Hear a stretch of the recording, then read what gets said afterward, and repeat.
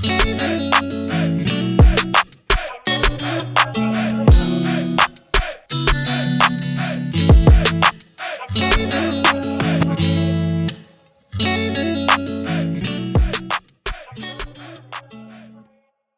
right, guys, we're here with another episode of Life is Weird. I'm Kels. I'm Queso. I'm Gabby. And we will be talking about relationships amongst Black women. But first, we're going to do the acronym for weird this week, which is where Earth is round. Duh. And it really has nothing to do with this episode. I just think things like that are funny. And that's my sense of humor. So before we get started, y'all, I'm going to do my shameless plug. And of course, I had to plug Davinci, who is our videographer. Shout out to you, Chase. He over there in the corner. Yeah, that's our boy. But yeah, so what we're actually going to do today is just do a recap segment of episode 2. So for those of you who did not tune in or did not have a chance to tune in, episode 2 is about relationships and dating. And we had a question from a listener, a writer-inner, like Sage said, named Kama. So Kama asked, how much patience will you have for a guy you're dating that's frugal, but doing it for a reason that you understand, like saving for a house or investing in a business? Kama also said, asking for a friend whose boyfriend stopped going on big dates outside of expected occasions like birthdays, Valentine's Day, etc. And they don't go on trips like they used to. So how y'all feel about that? See, I can understand where the guys come from, because of course, like, you know, we're in that age where this is our like building phase, you know. So like, if you feel like you can't focus all of your attention or energy into a relationship because you're trying to, you know, work on bettering yourself, like I definitely understand. But I also understand the female's perspective where it's like, okay, you know, we used to do all these things. This is what I'm used to. This was the expectation, and now things have changed. So it's like, what's going on? And I actually kind of was in a similar situation where I was talking to this guy who, like, he had money. He had money. I think I know you're talking about. He had money. But yeah, like the dates were still very thoughtful and very cute. But like, I was just like, you know, right now, if you can't, Gabby go, let me tell you something. But yeah, like if you don't have the time or the energy to like date or the money to date, like it's okay. Like focus on yourself. I am completely fine with a man like focusing on himself. Like get yourself together, because if we if we get into a relationship and you ain't straight, it's gonna show in a relationship. So make sure you're straight first, financially, mentally, physically. You know, like make sure you got all your ducks in a row first before you come enter in someone else's life. So I can get it. I would say, well, I always say if you're not trying to spend money for real, you gotta at least be creative. That's what I'm saying. Yeah. Like, you know, let the dates be thoughtful. Something like put some sort of effort in. Like, if we go on a picnic, it shouldn't cost you more than $20 to get sandwiches and fruit. And a little bottle of wine. You know, like something, but at least like show that, you know, you thought of me, like you said, and like you're putting in the effort. So if your pockets are a little tight, then at least be creative and like come with energy in different ways to like make up for it, because like you said, you're obviously doing this for a reason, and you know, saving money for something that is going to be much bigger, especially if we're together and we're like building together, working. I'm like, baby, save for that house. We gonna move into it. Exactly. Save for that. I get it. What about you, Sage? No, I definitely agree. Like, there's so many different things you could do that isn't gonna cost you an arm and a leg. Like, it's not impossible to, you know, spend time with your mate and date your mate without spending bands and bands. Like, invest in your future. I feel like they should definitely be understandable about their man investing in their future, because eventually it's going to make them even more money and they're going to be able to do even more. So yeah, I agree with all of y'all. It's just, you know, you have to have a bigger picture on what he's saving for, and I think it depends on the stage you are in life as well. Like, I know in college, when we would go on dates, we would watch movies. Cinefest was for the free. You know what I mean? Shout out to GSU for Cinefest. But it's like, exactly. But it's like, you know, you just have to be aware of the situation that yourself and your partner are in. Y'all need to have that conversation. And like y'all said, like, okay, we can't go on dates right now, not really big ones, because we're saving for our future. Same thing that you would do as a person on your own, like, I can't go out with y'all tonight. I can't go on this trip because I'm saving for whatever, what have you. So you have to kind of understand that that's what he's doing as well, especially if you know he's capable of doing it, but you also know, like, okay, he's saving for this, he's saving for that. But yeah, just communication, that's all. But also, while we're here, how much weight does a parent have in approving an established relationship that has been together for over a year? Come on, coming through with the question. Okay. Yeah, for sure. Well, y'all are in an established relationship, so what y'all say first?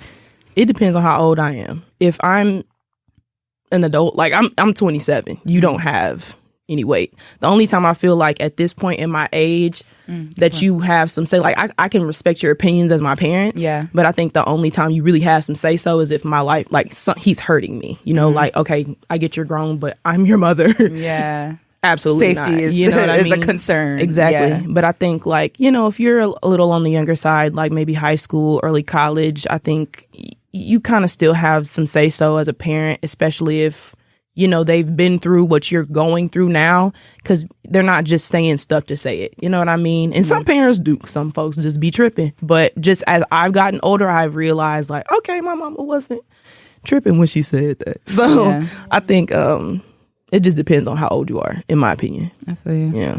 I would say, You could go I mean, ahead. mine is short, so I don't really care. And I don't think, my dad don't care. Anyway, my mom, as long as I'm happy, she good. And regardless, my mom is just the type of parent where she's going to take the other person's side, usually. Ooh. And like with friends, not for real, like, not for real, but you know, like the mom, like if your friend or something is there and you like something happens, she's gonna be like, okay, well, what did you do? You know, kind of like. Oh, my mama don't do that. But, like making you take accountability for your actions. Kind of, sort of. Okay. In a way, but like, I don't know. I don't even really talk to my mom that much about like relationships. Girl, me neither. So me neither. Yeah. So That's it's like. neither. Yeah,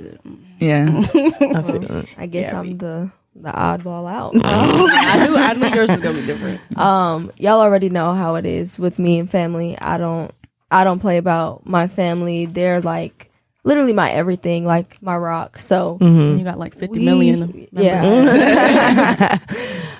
So like we wouldn't even probably get to like a whole year of like being together if if I see potential in you as like us going somewhere, I'm going to introduce you to my family before a year. So that way they can like kind of weigh in and give me their perspective and stuff like that. And then it will have an influence, I would say, on my like relationship or like moving forward, because sometimes other people, especially family members, could pick up on things that you may not. Facts. And my mom's usually never wrong. She's usually never wrong. Like I've had friends before, and you know she'll sit back and watch. Like my mom's real sweet. Like she'll sit back, watch, observe, and stuff like that. And then afterwards, she'll come to me and be like, "No, like I'm not really feeling them." And same thing when it comes to, you know, a relationship. So I would say it would definitely have an impact on a relationship for me. Like I may still, you know, like go through with it until like those, I guess, red flags start popping up that my family or somebody brought up. But then if they do start coming up, then I would probably definitely pull back a bit. Mamas be knowing. Shout out to mother's intuition, because it done saved my life a few times. But kind of piggybacking off what Sage said about like not really talking to my parents about like the men that I'm dating.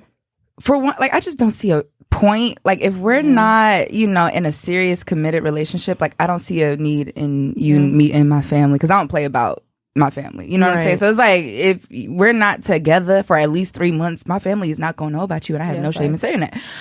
But just knowing like who my parents are as people, like they're really sweet, they're understanding, and even if they didn't like my partner, they would still be cordial and respect them, but they would let me know, like, listen, that's your man, you grown, I trust you to make the decisions that you making, but at the end of the day, I'm just gonna tell you this, you do with that what you want, but this is whatever. So kind of like you said, like, you know, you trust their opinion, they'll give their opinion, but yeah, I feel like they won't have much say.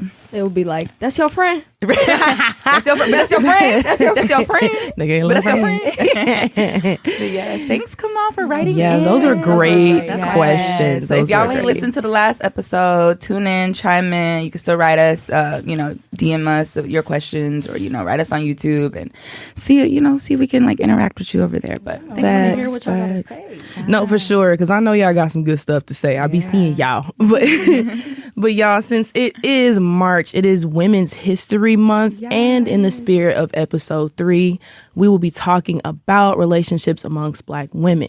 So what we're going to do is we're going to have a little segment talking about a woman that has inspired us. So we're going to start with you, Big Queso. Big Queso. Okay, so my one, first of all, shout out to all the women. Happy Women's History Month. I love us for real. So I chose Eartha Kitt. Okay. You guys may be familiar with her. Eartha Kitt was a famous singer, actress, and dancer. Some notable songs, she sung Santa Baby, Santa Baby. One of her more like animated songs is called like I Want to Be Evil. I don't know if everybody has heard it, but it's like I want to be evil. Like it was very like animated and like just Eartha Kitt. She also played Catwoman, and she was Yzma. Is that how you say it? The girl Yzma. Yeah, that was Eartha Kitt. That was Eartha Kitt, and she also there was a video. What, Kelsey? What? She was Madame Zeroni. Yeah, she was Madame Zeroni. So y'all might have seen Eartha Kitt, and also she has like a famous video that goes like Twitter viral every other year, where someone asks her, "Oh, would you compromise in a relationship?" And she's like, "Compromise, compromise." So y'all might have seen Eartha Kitt, but she just inspires me because I feel like she is the epitome of like divine feminine energy. She's gorgeous. She has these gorgeous features, and she wasn't afraid to be herself. She was unapologetically herself. She was fearless. She was daring. And she wasn't afraid to shake tables. You know what I'm saying? She was one of those women. She was like, look, I'm going to say what I want to say. And if you don't like it, tough crap. You know what I'm saying? And I just feel like I try to channel my inner Eartha Kitt from time to time. So she really does inspire me. So what about you, Sage? Who's your lady? Okay, well, my lady is Lady Day, a.k.a. Billie Holiday. Ooh. We love Billie. That's a good one. We love Billie. That lady. I don't know if y'all saw that one, that movie. Oh God, I can't even think of the name. Like United States versus Billie Holiday. Yes, it was on Hulu. That was really good. That was a good movie. Good. That lady. It's a documentary? No, it's a movie? It's like acted out. It's like a biopic. Yeah. I don't know how to say that. A biopic? Biopic? Girl. Like microscopic?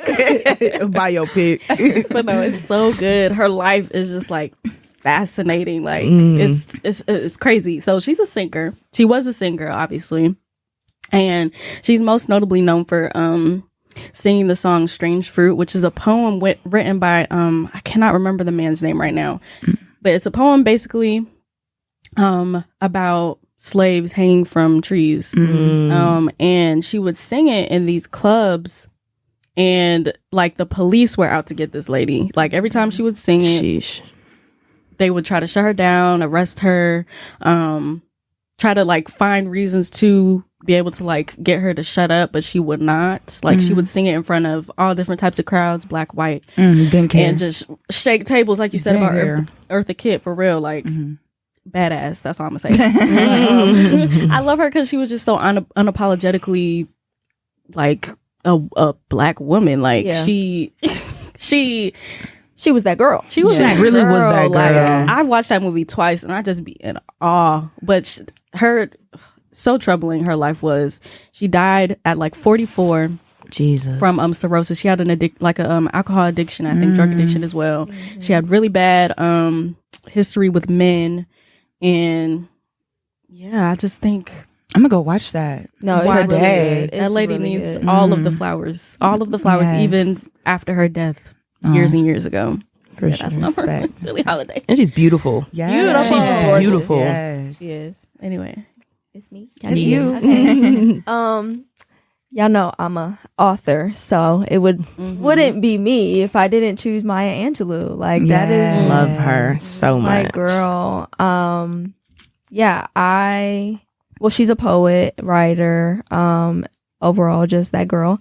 But what I think my favorite thing about her is her resilience. No matter what, like the way that she would write and express herself, it was just so eloquent. And like I could feel it. And even like years later, even after she wrote poems like Phenomenal Woman and like Still I Rise, and then her book like I Know Why the Cage Bird Sings, there you could feel like the passion within the words that she would write. And I think that's why I like resonate with it so deeply, because even after all these years, after she's written these bodies of work, people are still quoting her like to this day and still like commemorating her.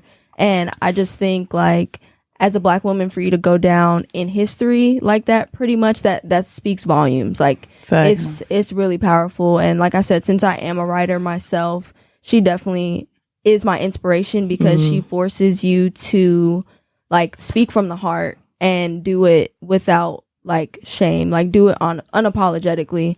So yeah, that's the word of the day. It is unapologetically. Listen, so yeah, I love her, Kelsey. She's amazing. Her voice is so like, it's like chilling. Yeah. Oh, God, she just be talking. I just be listening to her talk, and I'm like, yeah, girl, I feel that. Woman. And the thing is, she doesn't even have to speak, like she don't even have to be loud. That's how deep her words are, because she really just be like, Doug, why? She'll still command the attention in the room. You know what I mean? Crazy. But my lady is the fabulous Debbie Allen. I absolutely adore this woman. Yeah. Quick little story. I had an audition with Miss Deb. Okay. Didn't get it. But I got a call back though. But I was like, I'm in the same room, breathing the same air as Debbie Allen. And I was like, I don't even care if I get it. I'm looking at her in the face. And like, a lot of people can't say that. I'm looking at Debbie Allen in the face. Legend. And she gave me a compliment. And I was like, girl, stop. But Debbie Allen is a dancer turned choreographer turned actress turned director. You may have seen her in Fame, A Different World. I think she choreographed for Paula Abdul. She does the Hot Chocolate Nutcracker, which is basically the Nutcracker, but it's a lot of Black and brown dancers that are in it. And I just loved what she's done, especially in dance and entertainment for people of color. Yeah. Because she has paved the way and also opened doors for generations like after her. And she's always inspired me, because like I want to, when I'm done physically dancing, because you know I can't do it forever, I would love to have like a school. Like I've always been like, I want to be like Debbie Allen, because not only did she have her time to be a performer and do it phenomenally, she had her time now to give younger people that opportunity that she had. And also her personality is just, she gives me life. Like she really, like y'all said, she's unapologetically her. She's like, I'm here, honey, and I don't care. And it's always inspired me, because I used to be afraid to be myself, because I'm pretty weird. But it's all right. Life is weird. Life is weird. Wink, wink. But, you know, I just love how she just walks in the room and she's herself and she does not care. She's like, I'm here and y'all just gonna have to deal with it, period. But shout out to all these women, because one thing I can definitely say is they have all paved the way for us to be sitting here right now. They're amazing, amazing, amazing. And inspiring us to like take up space. For sure. You know, and not being afraid to do so. And I think, you know, the commonality in all of ours was being unapologetically for sure. yourself. Phenomenally. Phenomenal woman. But yeah, y'all, we're going to get started on this main topic. So I have a question for y'all. Yes. Okay. What type of friend are you? Oh. And how do you think you could be a better friend? Why are you looking at me? I got to start it off. Yeah, girl. I mean, you don't have to. Go ahead, guys. That's a heavy question. What type of friend are you? What type of friend am I? I'm going to just be real. That's the type of friend. I am a real friend. I would say I am a real friend. I'm a very to the point friend. Very blunt. Yeah. I don't really like the sugarcoating. If you don't come to me if you don't want an honest answer, honest opinion. I'm sorry, I'm not really the type of friend that's gonna hold your hand while you cry over, you know, your mans and whatever. If we've been through the conversation 2, 3, 4 times, I'll be like, all right, sis, like, you need to get it together, because do you not know your worth or what? Like, like that's me. Like, I'm gonna give it to you straight. I'm gonna give it to you raw, just because I care about you. And delivery is everything. So that is something that like I am working on. But I like how you tied that in there because the second part was how do you think you could be a better friend? So you kind of just like love that. Hold on, wait. Did you feel No. Did you feel but yeah, I'm definitely like a real friend. Very raw to the point. Sometimes I can definitely be an absent friend as well in a way where like I may not always be physically present, but I will still be there to support you, whether it's like sending you a text or like giving you a call. I live a very busy life, busy girl, busy life, and I'm not using that as an excuse, but like sometimes, you know, I have a lot of friends and I'm very grateful that I do have a lot of friends. But you have your own life outside of your friends. Yeah. And so sometimes to like make sure I get around to everybody, it takes a little bit of time. As long as you get around to yourself first. Yeah, this is true. But I guess the way that I could be a better friend would be to recognize delivery in ways that I say things, trying to tap in more with my sympathetic side. I can be empathetic, but when it comes to sympathy, sometimes I don't really know how to do that. Like if somebody busts out crying in front of me, I would just stand there looking at you.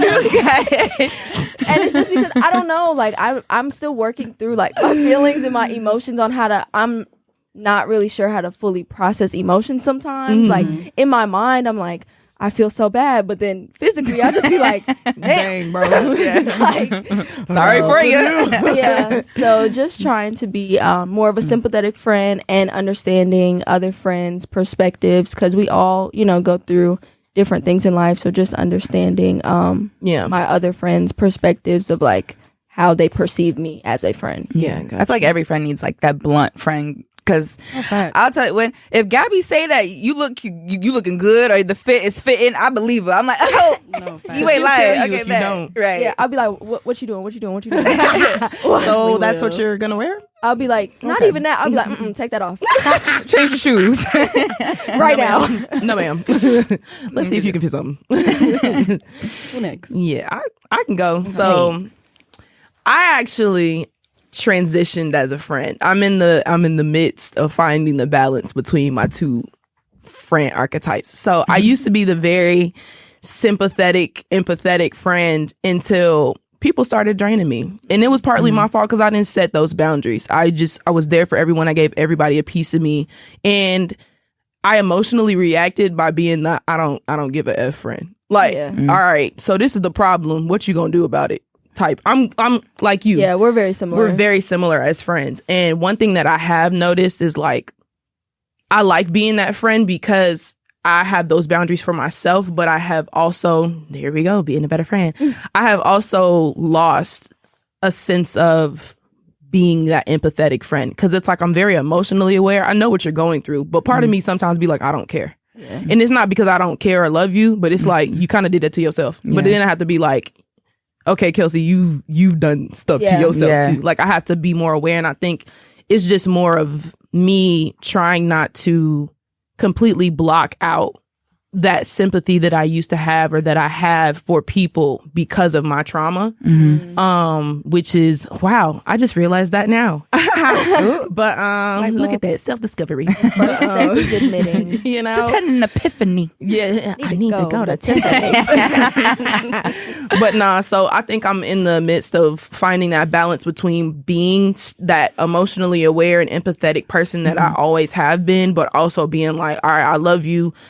We can talk, but also we gonna talk about this 1 or 2 times. After that, you're gonna have to make your decision, big dog, because I'm not about to keep listening to the same thing. Yeah, because I will say one thing about you, like you care a lot until you don't. Yeah. And then when you don't care, you do not care at all. But you care a lot in the beginning. You do. And I think we've had this conversation before where I told you, I was like, because you're such a great friend, and I'm like, everybody you meet doesn't deserve the Kelsey we know, but you be so willing to give everybody the Kelsey we know. And I'm like, whoa, girl, you know, you gonna hurt yourself like that, because not everybody deserves that side of you. But you are, like I said, you're a great friend, but not everybody deserves the same Kelsey we got. You know what I'm saying? I gotta we definitely gatekeeping you. Okay. And I appreciate that. Nah, I definitely need to, I think work on those boundaries, and I think I need to find that middle ground, because I really, like you said, once I don't care. Yeah, you want to be everybody's friend, which is great. Yeah. You know, you'd be like, oh, what? But then you'd be so hurt when they. Oh, you be so hurt when they, do you wrong, and I'm like, cause you ain't even a person for real. You know what I'm saying? You gave so much of yourself to them in the beginning, and it's like, don't hurt yourself. Can't expect. Don't hurt yourself. Yeah. So what type of friend am I? I would say I'm the very woo-saw friend. I'm the very with the woo stuff. She's a vibe, you guys. I try to be the peace mediator. For sure. And I try to look on the brighter side of things. And honestly, I don't be having a lot of energy for stuff. So when people come to me, I'm just like, why are you bothered? Oh. Do not put too much of your energy. Because like I said, even though I'm a very woo-saw friend, if I don't have the energy for something, I try to, and I need to work on this. But and I need to stop saying I say a lot, y'all. So if you come for me in the comments, I'm working on it. But from my perspective, like I said, I don't have energy for a lot of things. So when people come to me with their problems, I'm going to be like, I'm going to tell you how it is. I'm going to be sweet with it, of course, because I don't like to hurt people's feelings. But at the same time, I'm like, if I feel like it doesn't deserve a lot of your attention, I'm going to tell you that. I'm like, you have to reserve your energy for things that matter. This isn't something that matters. So it might seem like I'm being what's the word? Nonchalant. Yeah. And it's not that I'm nonchalant, because I do care, but I'm just I feel like your attention or energy should be focused into, more important things. You should be focused on yourself. And I always try to remind my friends that at the end of the day, your mental is what matters. Yeah. Right. Protect your peace, preserve your energy. Because if this situation isn't serving you, I'm going to tell you, I don't think it's serving you. Facts. Or do not put much energy into it. But, yeah, I'm definitely the woo-saw friend. I'm definitely the friend. I'm the friend, and it's funny because people come to me when they're like, so, okay, quick little backstory. We had a trip, and a friend, I guess, needed me to kind of be the distractor, the life of the party and the distractor, right? So he was like, look, this person gonna be here. I don't want to be around them all the time, so you might need to be the person to distract them, because they know that I'm a talkative person and I get along with everybody. So I just thought that was funny. I don't know why I threw that in there, but it's I could talk a lot. I'm very talkative. I'm very friendly, but I tell people I'm not too friendly. I don't think I'm too friendly. I'll let people into the house. Stop it. I'll invite people in the house, but there's only a certain amount of seats at the table, so not everybody can sit at the table. But I'll invite you in the house. See, you be inviting people to the house. You're not coming to the house. You can't come to my driveway. You can sit in the porch. Some people can stay on the porch. Some people can come in the living room. But there's only a certain amount of people that are sitting at the table, and those are the people that really matter. Like you said, how you need that blunt friend. Everyone needs that peacemaker friend too, because there have been moments even in dance, transparent moment, when I be beating myself up, you be like, I even thanked her one day after class, because I was like, you know what, shout out to you, because it be times where I'm like, okay, I'm really just being my own worst critic, and you be like, girl, you looked fine. It's fine. And it's I appreciate that from you, because being a person that feels a lot and feels everything very strongly, you need that friend that's all right, breathe. Yeah. Calm down. You know what I mean? So. And I think you said something that's really important. When it comes to not having energy sometimes, if someone's coming to you with problems, I think we need to normalize making that known. Or if I'm coming to you and you may not have the mental capacity, but since I already don't have the mental capacity because I'm in my head about something, I just automatically come to you and start dumping on you my stuff. But what if I came to you first and was like, hey, are you in the right mental space for me to share whatever it is and for me to vent with you? Because I don't think sometimes we do that.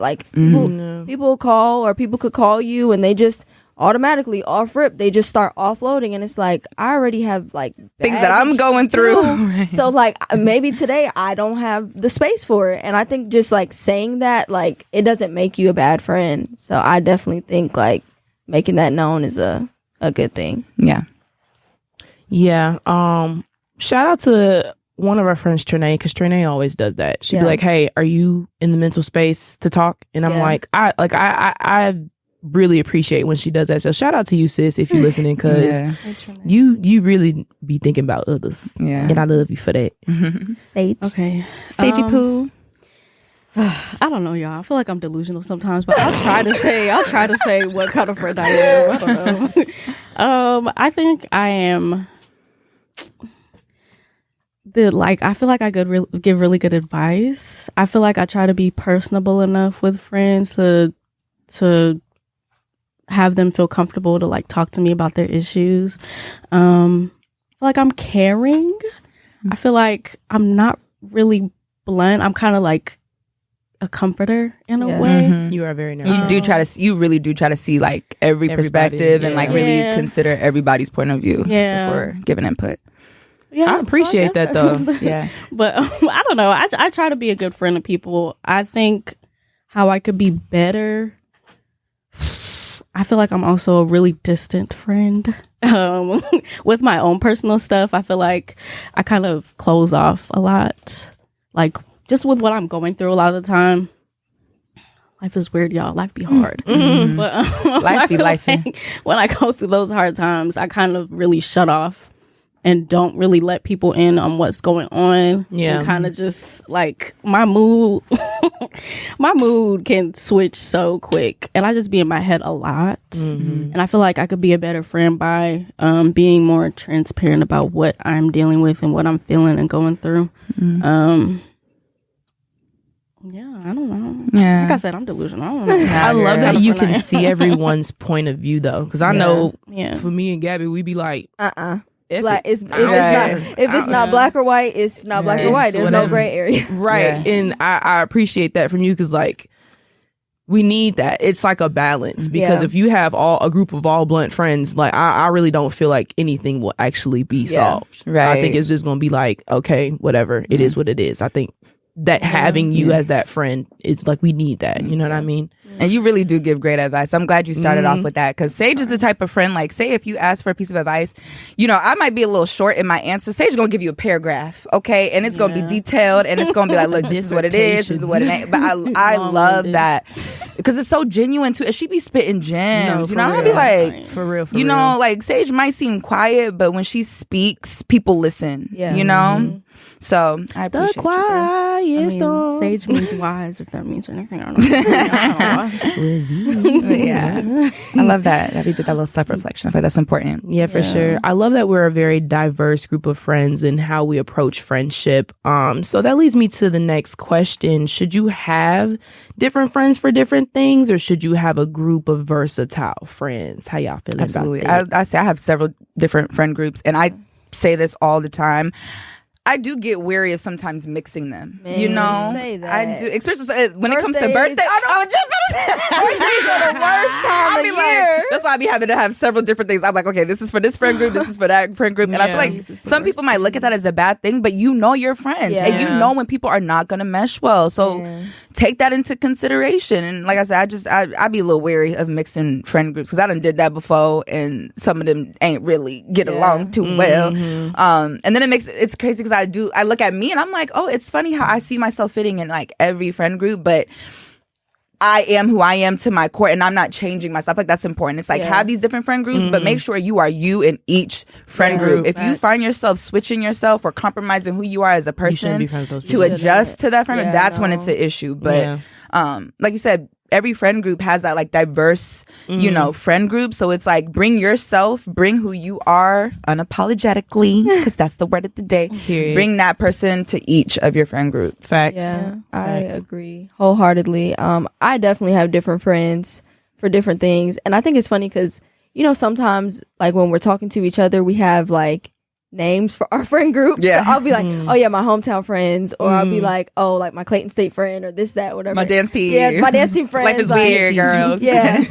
That's funny to me how sometimes we have like different names for our different friend groups. But you know, like sometimes you meet people in certain seasons of your life. So they like fit that season, and then y'all transition into a new season together. So it's like, we started out as party friends, and it was great us hanging out partying together, but then over time we've kind of evolved together, and we see, okay, you know, we could go to the library too. Yes. I could take you to an art show with duality. Me, like, you know. So duality. Like, I definitely appreciate those friendships where we've grown together, and I think, like you said, duality is something that's important, because if you don't have that, then it's like you said, like, why am I gonna be friends with you? You know what I'm saying? Like, if I can't have that versatility, or we can do different things, or like you said, you just have to know your friends. You have to know your friends. Be real when it comes to your friends. Like, I would never try and invite like somebody who's not interested in art to like one of my to like an art museum or something as a friend date. Like, we'll be looking at each other like, why are we here? Because that's not our thing. You know what I'm saying? So yeah, duality is definitely important in different friend groups. Yeah, I could definitely say like my experience is a little different but the same at the same time. So all of my friends I met through, all of my close friends today that are still my friends, I met through dance. So we all, even like my friends that y'all don't know or y'all aren't that close to, we all have one thing in common, which is dancing. So I actually love when my friends meet each other because of the people that I'm confident in. Like, I know y'all are great people. I know Michelle is a great person. I know, who wasn't my friends with that y'all don't already know? Paige is a great person. And it's like, we're all artistically inclined. Yeah. And I'm like, you know, even if we're kind of different, like, you know, okay, Leah focuses mostly on acting, but she can dance. We're dancers, but we could act or we could model or do whatever. And it's like, so I'm big on finding friendship through common interests. That all of my friends I have a common interest with, even though they're different. Like you and Michelle, y'all focus more on art, but both of y'all can dance. You know what I'm saying? So it's like, for me, I love when my friends mesh because of who my friends are. Anyone that I would be scared to meet my other friends because I don't feel like they would get along is no longer my friend. And I think that happened for a reason, and shout out to God. So just be honest. So I think I have versatile friends who are still into different things. So like I could bring Michelle to your art show, but then like I could also bring her to a class with you. You know what I'm saying? But I know she leans more towards art. So her thing is art, but she's well-rounded enough to, if she wanted to come take a dance class with us, like if you wanted to step back into dance, you could. So I don't know. That's just me. Yeah. But yeah. I'm gonna keep mine short. I'm kind of indifferent. Like I don't have as many friends as I feel like y'all do, but like I have different friends that I, you know, have known for different amounts of time and met in different kinds of circumstances. So I mean, I think it's cool to have friends that are versatile too, but also having friends for different things is cool too. So I don't know, I'm kind of indifferent about it. Yeah. Yeah, I feel that. And so with that, because we got a lot of different answers, with y'all having friends, especially y'all two having friends that you don't feel like would mesh well with one another, but I know you said like you try to be yourself in each friend group that you're in. Do birds of a feather flock together? I would say in a way, yes, because just like you said, where it's like we still have a common interest. So even though, like going back to your example, if you have friends that are into different arts, it's still the art. So you can still have a respect for that. It's just like when people play sports, right? If someone plays football, right, they can look at a soccer player and be like, look, I respect you as an athlete because I know what it takes, you know? I've never played soccer before, but I respect you as an athlete because I know the dedication. I know a little bit about the person who you are because you're an athlete, you know? So even though my friend groups are different and like, you know, they serve different purposes, there's still that commonality in each one. So at the end of the day, we still do have like a common thing that we all come to. Yeah. We're all different. We're still versatile, but we have that grounding thing that keeps us together, that keeps us bonded. So in a way, we do, you know, birds of a feather do flock together. Yeah. Which I think it's important that's why you need to look at the people that you have surrounded by you, because I feel like your friend group is kind of a reflection of who you are. So if you look around and you're like, ooh, I don't like that, maybe you need to look in the mirror and reevaluate, you know, your friend group and who you are surrounded by. Yeah. I got a devil's advocate question based off what you said. Yes, ma'am. You know how it's usually the male species that stop it. That'll be like you said, your friends are a reflection of you. So say your friend, you have a friend or a couple of friends who are a little promiscuous. I was about to say. And out there and everything, but you're not. Do you think like? Ooh. So does that mean like? Because if they say birds of a feather flock together, so then it's like if 2 + 2 is 4. You know what I'm saying? So it's like, does that? You think that automatically makes people insinuate like, okay, well, if she holding you hoe. No, listen. I can see why people say that. I have a personal story with this. Like, okay, so freshman year, right? My roommate, I'm sorry if she's listening, but she was a little promiscuous. But she was a great roommate. She was a great friend. That was just her choice. So freshman year, like that whole first semester, I didn't lose my virginity till freshman year. And TMI. No. And not all. And it was her and another girl. It was 3 girls that I would hang out with all the time. And they was promiscuous. And like, but they weren't like mean to me. Like they were great friends. They kind of just, oh cool, we going out, we hanging out, But I will say I went to Clayton State before Georgia State, and the way that it works in the freshman dorms is like everybody can see who you checking in. And you only have a certain amount of overnights. So I would start checking people in for them because they were running out of overnights. And what my RA came to me one day and she was like, yeah, it's making you look bad. And because I had told my RA, because she felt like a big sister to me. Shout out to Yosha. She felt like a big sister to me, and she was like, yeah, you look bad. Yeah. And I know you're not doing anything because I know you haven't had sex, but you look bad because of what you do. I know you're just helping your homegirls out, but at the same time, like you can ask Chase, you can ask anybody from Clayton State. They will tell you, I'm so glad you joined the dance team because the girls that you were hanging out with freshman year would have brought you in a completely different direction. Yeah. Like, I promise you, like it till this day, we'll talk about. He nodding his head in the corner because, like, literally, you can ask anybody on it because Clayton State's not a big school. Yeah, they will tell you, like, I'm so glad you joined the dance because I joined sophomore year. They were like, yeah, the road them girls was gonna take you down. Yeah, it wasn't good and it didn't end up well for 2 out of the 3 of them. Yeah, so. Like I said, moments like that, you got to look at your friends, look at yourself. If you need to do a little self-evaluation, you need to have a little come to Jesus and be like, okay, is this the group of people? Is this the group of women I want to be surrounded by? And like, if you need to change your friend, like it might hurt, but like you said, if it's hurting yourself, you got to protect your own. I would say just be aware. Just have that good like spirit of discernment, pretty much knowing like, okay, if this is my friend who's engaged in this behavior just for this, and like we only like hang out for this reason, then like I don't want to say keep them in that box, but like in a way, like if you know that that's the only purpose your friend serves, like if they're only good for like studying, then y'all don't need to be going out. Right. Y'all don't need to be doing X, Y, and Z. Like you kind of, like you said, have let to them set serve that purpose. Set those boundaries and let my people grades serve dropped the hanging out with them too. Yeah, that's why I was like, we party all the time. I noticed like when I got on the dance team, we would party, but we would go study. Yeah. And I was like, like when my GPA came back that second semester, it was so drastic in the change because of who I was hanging out with. Yeah. So girl, don't I know it? Child, talk about it. Go ahead, talk about it, Sage. Are you at it? So the birds of a feather flock together. I want to say no, but I feel like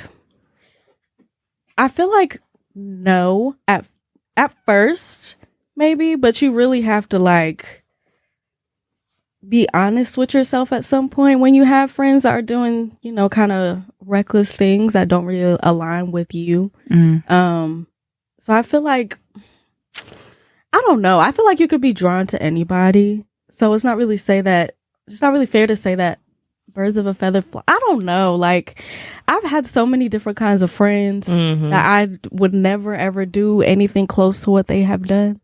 So I don't know. So then, like, why were they your friends? These people, is there like a specific group? You don't got to say them, but like, what drew them to you? Like, for instance, roommate, freshman year. Oh God, I hope. So was it just specifically circumstantial, or were y'all really like if y'all weren't really roommates? Circumstantial, okay. And I was really impressionable at the time. So that's another thing. Like.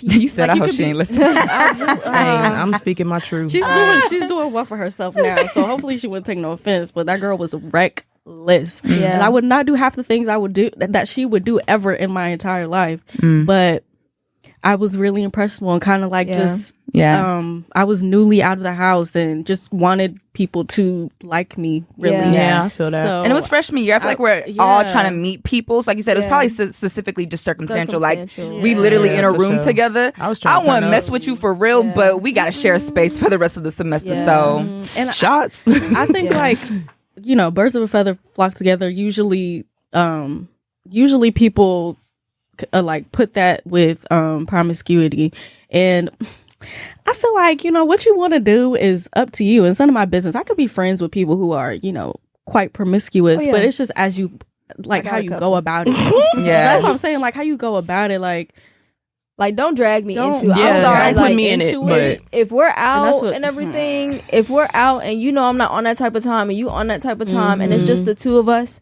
I'm gonna beat your ass because now you're putting me in a spot where I feel like I have to be vulnerable or like in a situation where I don't want to be in. Like if I don't like that type of attention and like like you're attracting that type of attention and putting me in a spot, we definitely got to run the fade because bro, the minute you embarrass me like in public, it's a problem. That's a big no. Not to say I'm not gonna be your friend if you embarrass me, because we've all had embarrassing moments, but it's a difference. It's definitely a difference. So you learn continuous embarrassment. I know y'all have had friends who continuously show their behind. Oh yeah, they're not my friends no more. You have to love them from a distance, because then that's like habitual. Yeah. Bye.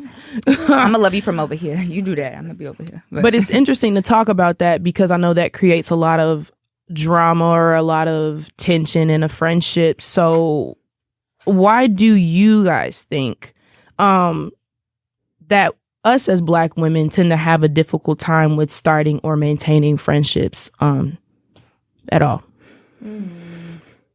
It's a lot. I got some. There's a plethora.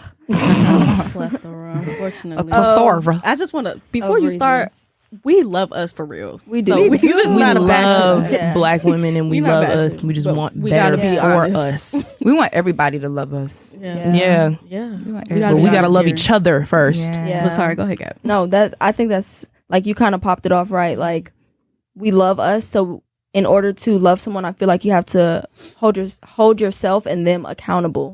So how can we do that as women, period, but also like as Black women if we don't start with the accountability? Facts. Like I can't just sit here and always praise you for doing X, Y, and Z, but not tell you about yourself either. Like you have to keep it real 110%, not just 50% of the time. So I think some of the reasons can come from like personal like insecurities and everything, and you may start to project onto others. Like if you see somebody who's doing well for themselves as another like Black woman and you may not be in that season or space that you want to be in, it may come off as like envy or like jealousy or something, and you could start to project your insecurities onto them. So then of course once you do that, like maintaining friendships becomes like weird, pretty hard and weird. And then also within the household, like the examples that you see in front of you, because like you may not even realize that the women that you have in your life, they kind of set the tone and the standard for who you may transition into being as a woman. So if you have a mom or a grandma or auntie or whatever who just doesn't really recognize their worth and doesn't act a certain way to the point where they're not acting like they respect themselves or respect others, then you may go ahead and go out there and treat other women the same way. So then things are just going to fall through and fail, unfortunately. Yeah. To piggyback off of that household thing, I've noticed a lot of Black women who can't keep female friends have mommy issues. Quick little story. I had a friend who has mommy. She ain't my friend no more. She can really kick rocks, but no, I really don't care. But she has mommy issues, and I've noticed she can't keep female friends. Like for instance, we fell out because she liked to tell people business. And then she went back to the friend that she was talking to me about. I know you're talking about. She's friends with that person, and they used to be roommates. And I ain't gonna cap. I hope you listening, baby girl.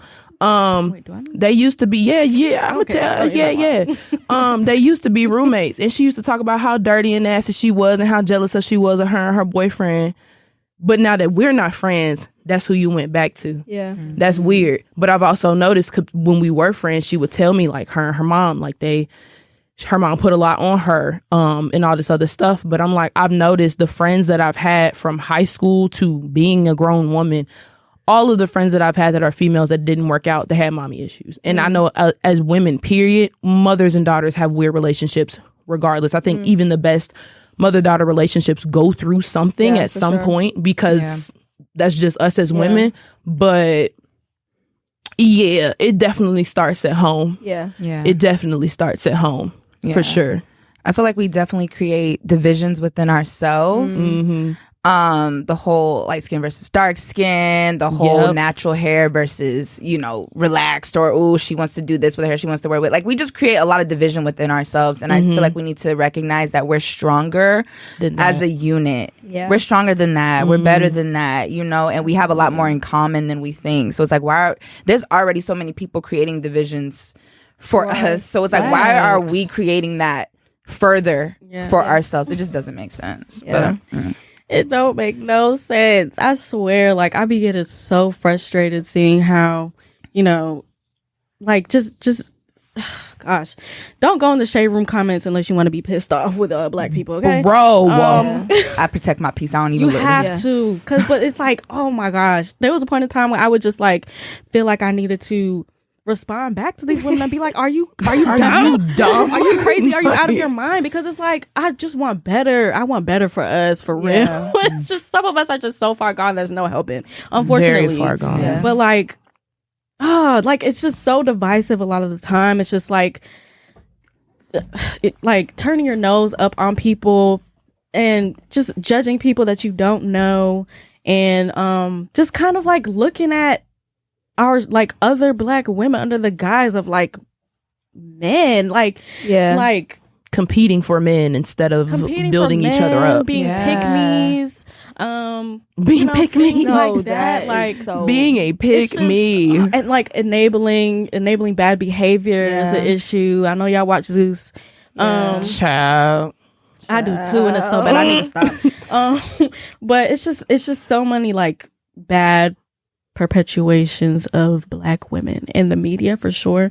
And I think it's true to life. It's true to life. Like, I don't know what the disconnect is sometimes. It's just sometimes we just can't seem to mesh or like really just have it together. Like, jealousy and like competition and stuff. I don't know. I can't pinpoint where exactly that usually comes from. I don't know. Like, I could have theories about it, but I think it's really like racism, colorism, the patriarchy. A lot of that comes. That's why light skin versus dark skin, brown skin in the middle and forgotten. That comes from colorism. That was a construct created from slavery. I mean, racism as well, and then the patriarchy as well. Because why are we fighting over men? When we need to be building each other. Thank you. We need to be building each other up. We are, as women, especially as black women, we're not raised to go follow your dreams. No, go to this college, study in this library to find this kind of man. That's what we're raised to do. So we're always competing for men when we need to just be like, hey sis, I see you and I'm proud of you. Period. And that's it. And I can be proud of you with my locks and your 30-inch bust down. I don't care. Like, we can all be one as black women and still be into our own style and our own things. We can be doing the same things and still lift each other up. Facts. There's room for everybody to eat. You can do hair, you could do hair, you could do hair, and we can all be winning. So Tyler wrote in, hey sister, thank you for writing in. We're gonna answer one of your questions. What are your favorite things that you notice about black women in your life? Black women be knowing. I don't know what it is about black women. Like, even in the black women be knowing. It's just like, I have never felt more understood than by a black woman. Yeah. And it reminds me of like, again, like, okay, y'all know, I don't know if y'all ever heard that quote from Malcolm X, but like the most disrespected and unappreciated person in America is a black woman. And it makes me feel like that should really bring us together more as black women, because I've gotten great advice and a lot of life lessons from black women in my life. Most of my life lessons have come from other black women, whether they have been in my family, older women that I work with, friends, sisters, cousins. Like I don't know what it is, but black women be knowing. They just do. I just love us for that. Yeah. I feel like we have our own culture. And like you said, it's like we get it. You know, like if you're in a room with people and there's not many of us, but you see another black woman, it's like, I got you. I got you. And like I feel like we have our own language too. Like we could walk by and I'd be like, okay, shoes. Right. I remember I said that to one person. I was like, okay, hair. And she was like, okay, hair what? I said, there's the disconnect. There's the, but it's like, I feel like there's just a knowing. There's a knowing. There's an automatic. I see you. You see me. I got you. I don't know your name, but I'm gonna make sure you walk to your car. Okay. Facts. Okay. I don't know who you are. I don't know where you came from, but you good. You know. And I love that. Like we see us, and it's like it's an automatic. Like I got you. Okay, you. hair what? Yeah. She said okay, hair what? I said never mind. It's okay. I like your hair. Don't worry about it. We just know like how hard it is, and how we really kind of just tend to have the short ends of sticks and things. Like I feel like, black men usually have to work twice as hard, but black women have to work two even times harder. more than that. Yeah. So it's like there's just like a understanding of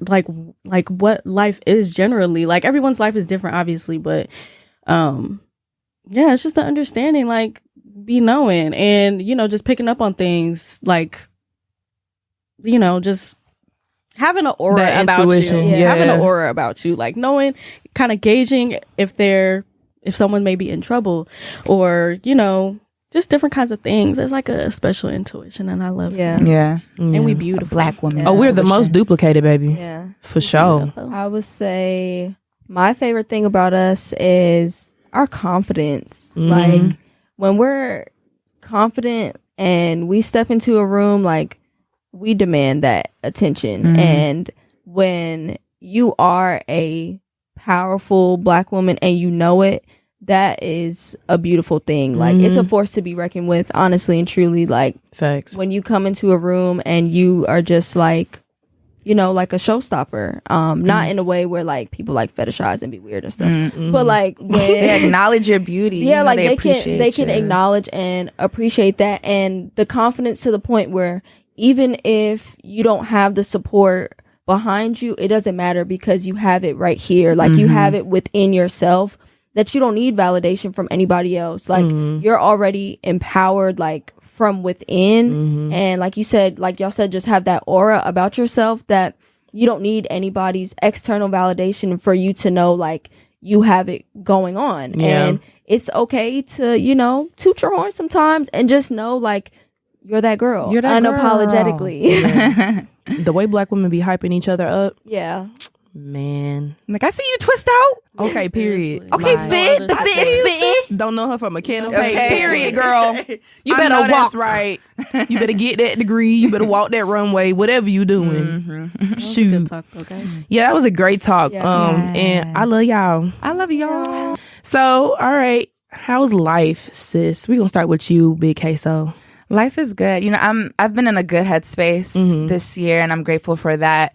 And I tell people that I really do feel like I keep a good group of women around me. Like, and I can genuinely say that I'm at a point where the people at my table are like, I'm pretty sure they're going to be at the table for a good little minute. We locked in for life. But like, I love y'all so much. I love my friends. Y'all know who y'all are. But I really do feel like I am surrounded by a good group of women. And I just can't wait to see us elevate, because it's only up from here. What's a personal group reflection that you have for us as a force? Like us four. I love that we don't take things too personal, because we all know each other's personalities. And I feel like we take that into consideration. We know how to communicate with each other.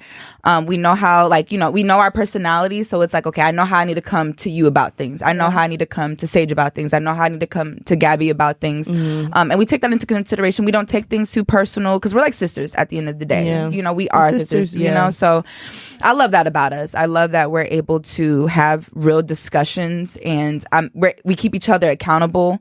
And we tell each other like it is, but we also always, you know, make sure that at the end of the day, you know that I love you regardless of what I tell you or how I say, or if we have disagreements. So. Facts. Sagey. How's life, Sage? How's life, sis? I don't want to get into it because I'm gonna get upset. Life is hard. But anyways, It's not funny. We'll cry later. it's okay. We'll cry later. It's just the way you said it. It's okay. Oh, baby. Oh, don't. No, because you're going to make me Here, we'll come. cry. Do you want us to come back to you? Okay. Oh, I love you. Y'all gonna make me cry now. You know, I'm the hugger. I'll get up from this Are we chair. all and give going you a through things at hug. the same time? Are we synced up? Seriously. We'll go Everyone grab on lunch the after this. Yeah, life, I would say the best word that I could use to describe it is that it's transitioning. Very much so. I'm again like very close to the finish line with school and just trying to figure out what it is that I want for myself, overall what I don't want for myself, and just, you know, just transitioning in general. But I would say that ties into y'all and my friendships with Black women. I feel like during this time, I've had support, even if I don't vocalize like, hey, I'm struggling, or hey, I need help, or something like needing that pick me up. I feel like y'all are right there. And now, oh my God, now I'm gonna get emotional. Oh God, y'all, this is not how this is supposed to end. Okay. But long story short, I just know that y'all have my best interest at heart, and that if I need you guys are one phone call away, no matter what. Pull up on me, sis. And, Pull up on me. Pull up on me. So yeah, I love that. And my favorite thing about our friend group is that we like to have fun. We do. I feel like if you don't have friends that like to have fun, then What you doing? Very What are you doing? adventurous. we're very adventurous. We're willing to take risks. Obviously we are taking a risk right now, you know, with starting this podcast and being friends turned business partners. And I think that's major, that we're always having fun but still elevating. So yeah, I love that about us. For real. Okay. Gosh, y'all. Don't. Emotions. Is everyone on their period? I feel like I'm PMS. Mine starts I'm PMSing Tuesday. right now.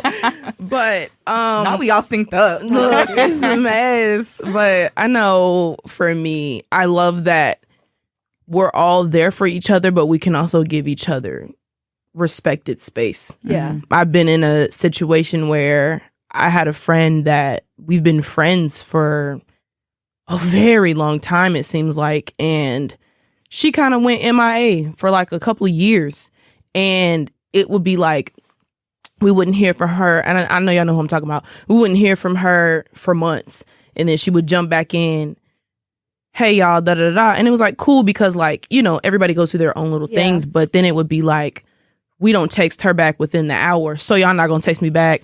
Oh, so y'all gonna leave me out, da da da da. And it's like, it's not even that. You just, we've tried reaching out, we've tried doing everything that we could as your friend on this end, and you just wouldn't reciprocate that. So I think one thing that I appreciate about my friends now, this group and like other friends that I have outside of this group, is we're able to communicate, we're able to come together as friends, but if I need a minute just by myself, like, we can do that. I remember one time I think we were going out, or we were planning to go out or something, and we were like, oh, what's everybody doing today? And I was like, I ain't gonna lie, I'm not coming. Yeah. And they were like, oh, are you okay? I need a day. And everybody, and y'all were very understanding, and I think I love having that, because sometimes it's not even on like, oh, I just don't want to be around y'all. It's really just on some, I just need to be by myself right now. Yeah. Because it's times where I don't have a lot of time to just be by myself because of how busy I am. So I love that understanding and that respect that we have just as women and as adults, because we're not going to talk every day. Yeah. Even us. Yeah. We're not going to talk every day. Yeah. So, but Just real quick, because why did that get like that just now? I don't know. Because you're letting your guard down and you're being vulnerable, and we love to see it because that's what life's about. Life is weird, sweetie. Life is definitely weird. Life is hard. What I will say, without saying too much, because we gotta wrap it up.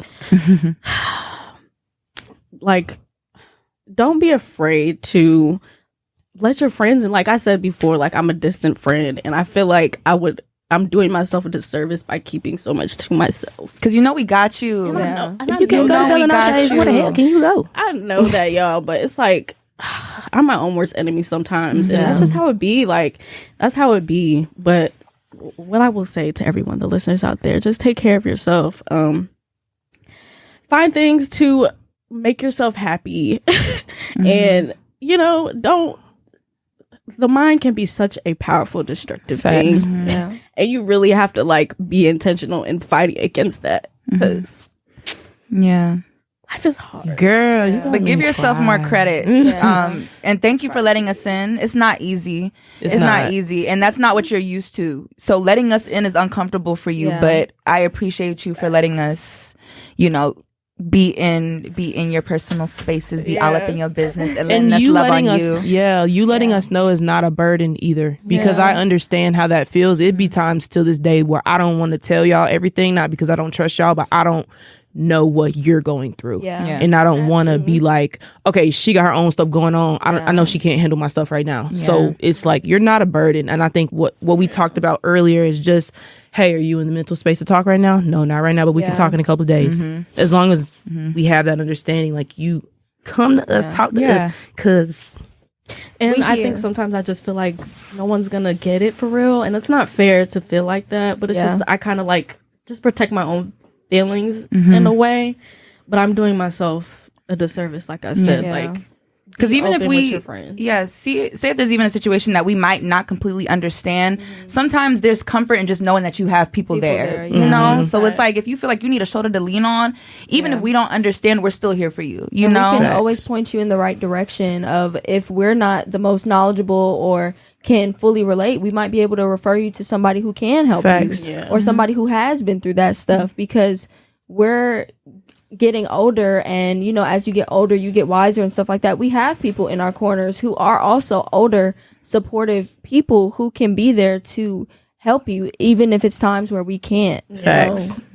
Sorry, it's okay. We're gonna wrap this up because we gotta go love on stage, guys. I love you guys. Thank you guys for tuning in to episode 3. See y'all in episode 4. And bye. Happy Women's History. Happy Women's History Month. Bye, guys. Send a woman $20 right now.